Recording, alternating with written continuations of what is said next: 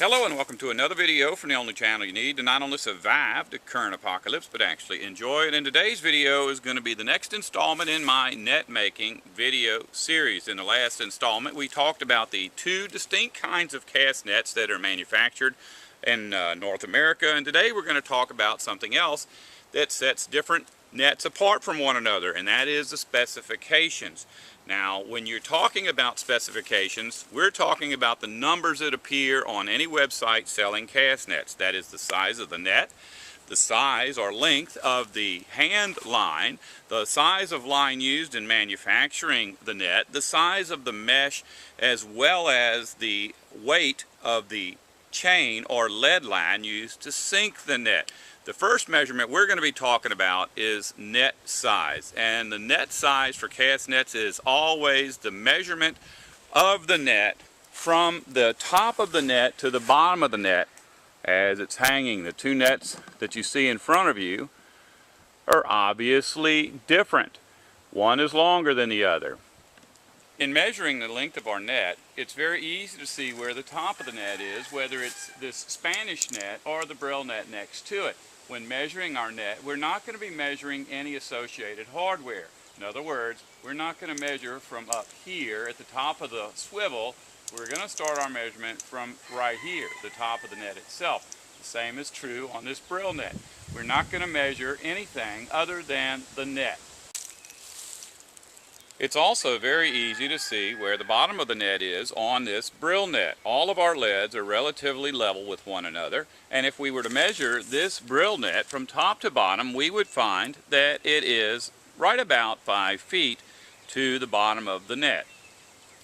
With the Spanish net, the part of the net known as the bag actually hangs lower than the leads themselves, and remember, we're not measuring to the bottom of the bag, we're measuring from the top of the net to the lead line. But if you can see through the bag, our lead line is not even with itself. Here is one of the lead line's attachment points. Here is the bottom of the drop in the lead line. However, when the net is thrown and it spreads, it causes the leads to draw up until they are even with one another. If you notice, they're also even with this dark green line. That is our attachment point, and it's not necessary to put a different color of line into your net when you get to the bottom of the net. You can actually do this all in one color. However, it is extremely confusing to try to tie on your bag if you don't have the row marked with a different color of line. Any fish that falls under the bag is not going to get caught. He has to fall between the two sides of the net as defined by the lead line. If he is on the other side of that lead line, he can easily get out from under the net. That's why we don't measure the bag when we measure a Spanish style net. A common misconception amongst those who use cast nets regularly is that a cast net, when properly thrown, has the ability to open up to twice its stated size. In other words, a 10-foot cast net, when properly thrown, will cover a circular area approximately 20 feet across. This is basically true, but not mathematically accurate, and I'm about to show you why. When you measure a cast net, you're always going to measure it from the top of the net to the bottom.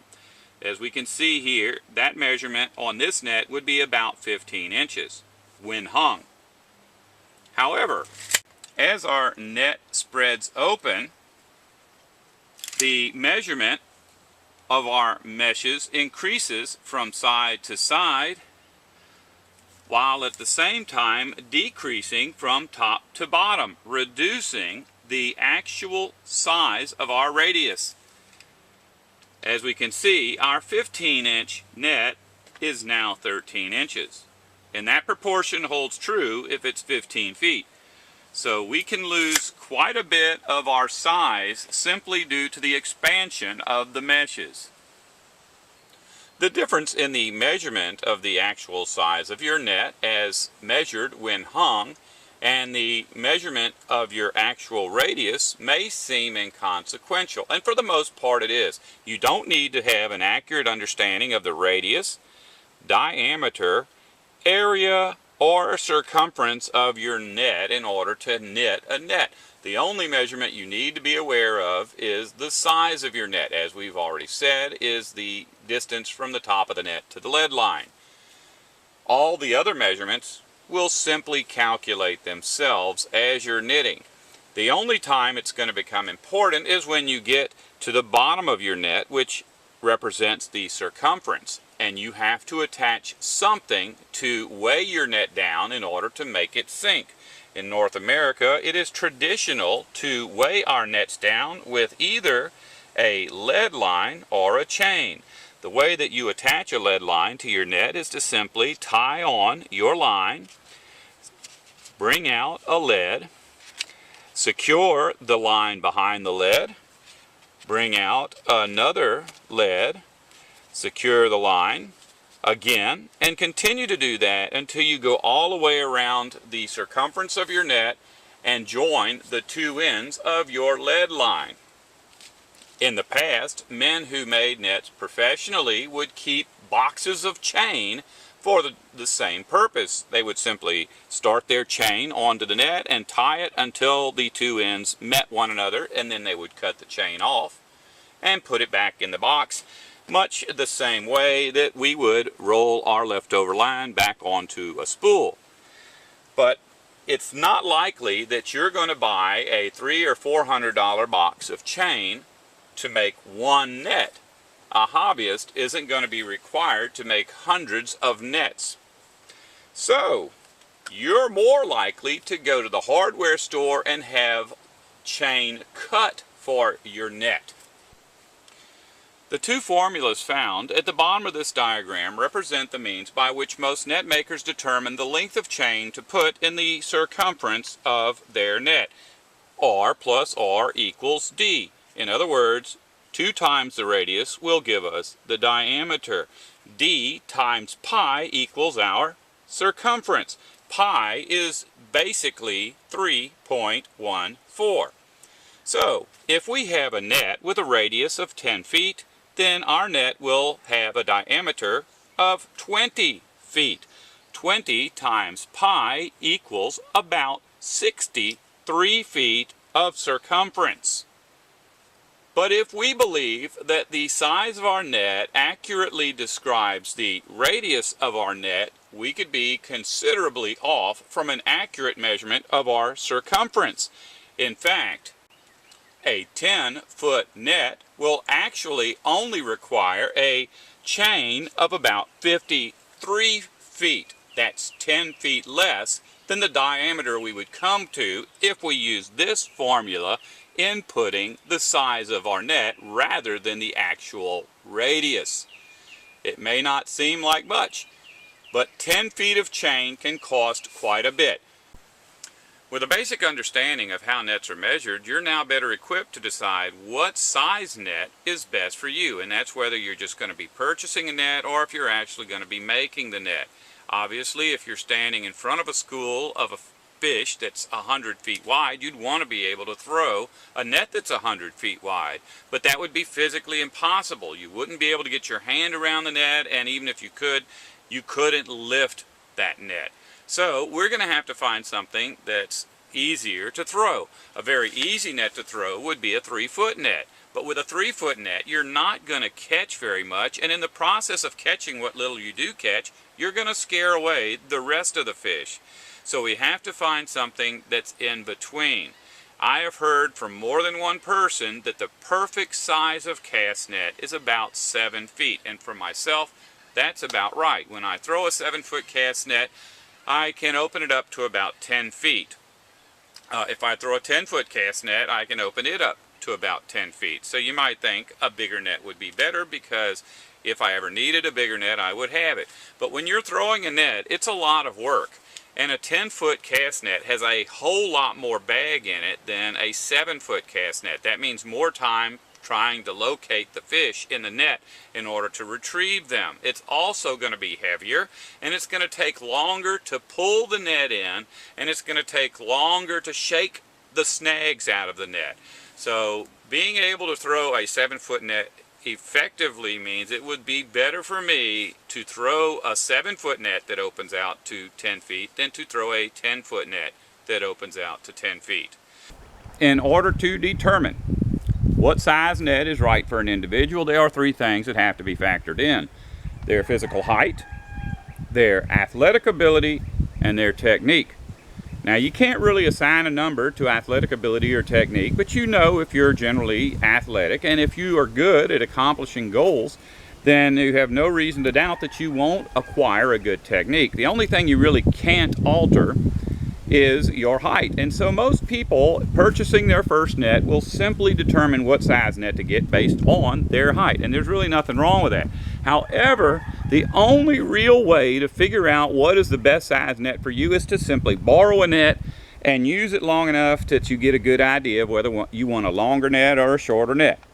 Now, if you don't know anybody that has a net, you can always simply go to a chain store and buy a very inexpensive monofilament net. You can get a 6 or 7 foot net for probably around $65. And that sounds like a lot, but at the end of the season, when the net's all tore up, and if it's a monofilament net and you actually throw it, it is going to get all tore up.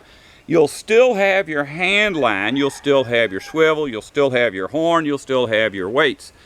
The only problem is, if you're making a net, you're making cast nets, probably a large part of why you're making them is because you consider them works of art. They look like works of art. When you get done with a traditional cast net, it just looks like nothing you've ever seen before. But the stuff that comes on a monofilament net does not look very traditional. You're going to get a really shiny, cheap-looking rope. You're going to get hardware that's plastic. Your swivel's going to be some chrome-plated thing. And your lead weights are going to probably be coated in rubber. That's just the way they make them now. But if you're making nets, you're always going to have a utilitarian net that you use for fishing, and you're not all that worried about showing off with it. So these items that you can cut off of that net will make that. You can make a utilitarian net with hardware that comes on a cheap monofilament chain store net. In the old days, and this is just a fact, before they invented nylon, which is what we're using to make our nets, they used cotton, and cotton does not last long in saltwater environment. It only lasts about 1 year. So in the past, people who threw nets in general were people who made nets. You couldn't just go buy a new net every season. It'd be very expensive. So they would make a net, they go fishing throughout the year, and in the evenings when they're sitting around with their families, they're knitting next year's net. When the end of the year comes and the net is falling apart, they simply cut all the hardware off and move it over to the new net. It's the way it was done for years and years and years. Now, that's not so much the case, but that technique will work if you go purchase a monofilament net. In fact, once you start making nets, people finding out, if you live near the shore, people will find those monofilament nets just left laying where they got snagged and bring them to you. And you know, eventually you can make nets that have 10 different kinds of leads on them, and I know people have got nets that's kind of are like that. But another thing to keep in mind, if you are a net maker and you're trying to decide what size to make your first net, generally every single first net I've ever seen knitted kind of figured out on its own what size it was going to be, because when you get to where you're knitting instinctively and you don't have to put a lot of thought in it and you got calluses on your hands, you can say in advance what kind of net you're going to make. But in general, on your first net, you're going to want to make a 10-footer, and about 5 foot you're going to give up. At that point, then all you have to do is put your hardware in. If you're making a brill net, and I'll give you some figures here. If you're making a 6-foot brill net or cast net, they're both going to have the exact same amount of knots in it, and that is 12,683. So if you're making a brill net and you get tired at 6 feet, that's how many knots you're going to have in your net.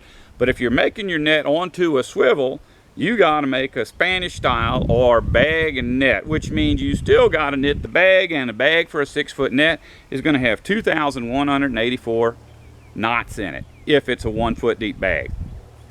So that's a lot of extra knots to have to do after you give up. But there is a way out of that. and I've seen it done before. And it doesn't cost a whole lot. Swivels are about $2 or $3. You can take and run a piece of heavy line through the top of the net where it connects to the swivel, tie it off, and then take a bolt cutters and cut your swivel off and throw it away. You know, it's a whole lot better to throw away a $3 swivel and then just throw that thing, your whole net, on the shelf and forget about doing it. The next specification or measurement that we're going to have to be concerned with is our mesh size. Now on this mesh, if you want to catch a fish about the size of 4 fingers, this mesh would be perfect for it, because I cannot get my hand through there with 4 fingers, but 3 fingers fit through quite easily. So if you're looking at that and you think that'd be a really nice size fish to keep, then you don't want a mesh that's this size. A little smaller size might be better for you. In this net, I can't even get 2 fingers all the way through, just go up to my knuckle. And so if you don't want anything that small, then this would be a good size for you. Now, problem with the fish being able to get his head through and not his whole body is that once his gills get past that line, it's like a barb. You're going to have a hard time getting him out, because his gills are going to open up, and then you can't go forward and you can't go back. But just know that every size of mesh has got a size of fish that will get his gills stuck in your net. With fishing nets, there are 2 different ways to express the size of the mesh: the bar and the box. With cast nets, we are always going to express the size of our mesh using what's called the box measure. Box measure takes into account that a mesh has 4 sides, and so the size of the mesh will be the length of one side. I used a 2-inch gauge to make this mesh. The 2-inch measure is the actual size of my gauge. In other words, it's 2 inches from this corner to this corner. Our mesh size will always be the same as our actual gauge size. It is simply by tradition that cast net mesh size is always expressed according to box. If a net is listed as having a 1-inch mesh, that means it has a mesh that is 1 inch on each of its 4 sides. In other parts of the country and with other kinds of nets, it is traditional to express mesh size in what's called bar. Bar is the distance from the top of the mesh to the bottom of the mesh when it is stretched.